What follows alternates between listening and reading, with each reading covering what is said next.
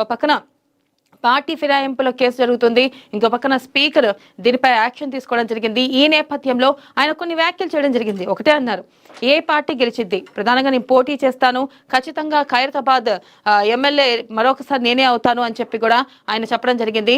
బెంగాల్తో కలిపి ఖైరతాబాద్ కి దంగలు ఉండనుంది. అయితే ఈ నేపథ్యంలో ప్రధానంగా చూసుకున్నట్టయితే కాంగ్రెస్ ఎమ్మెల్యేని నేనే అంటూ కూడా ఆయన వ్యాఖ్యానించడం జరిగింది. అయితే ఇక్కడ మనం చూసుకోవాల్సిన విషయం ఏంటో, ఒక పక్కన పార్టీ ఫిరాయింపులపై విచారణ జరుగుతుంది, ఇటు స్పీకర్ కూడా విచారణ జరుపుతున్నారు. ఈ నేపథ్యంలో కనుక చూసుకున్నట్టయితే మరొకసారి ఎన్నికలకు వెళ్లే అవకాశం ఉందని బీఆర్ఎస్ పార్టీకి రాజీనామా చేయనున్నారని చెప్పి ప్రధానంగా తెలుస్తుంది. ఆయన నిన్న మాటలో స్పష్టీకరణ చేశారు.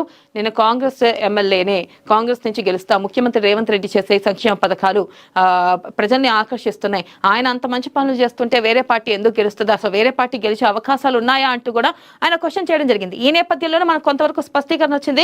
ఆయన బీఆర్ఎస్ కి రాజీనామా చేసి ఖచ్చితంగా ఇటు కాంగ్రెస్ తరఫున పోటీ చేయనున్నారని తెలుస్తుంది. మరి ఈ నేపథ్యంలో జనవరి 16న సుప్రీంకోర్టు ఫిరాయింపు ఎమ్మెల్యేల కేసు తిరిగి విచారణ రానుండగా ఇక ఆ రోజే రాజీనామా చేయనున్నారు అన్నట్లుగా కూడా తెలుస్తుంది.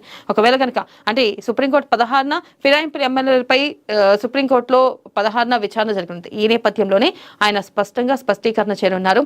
ఖచ్చితంగా గనక ఆ రోజే రాజీనామా చేయాలనే వ్యూహంతోనే ఇటు ప్రధానంగా దానం ఉన్నట్లుగా తెలుస్తుంది.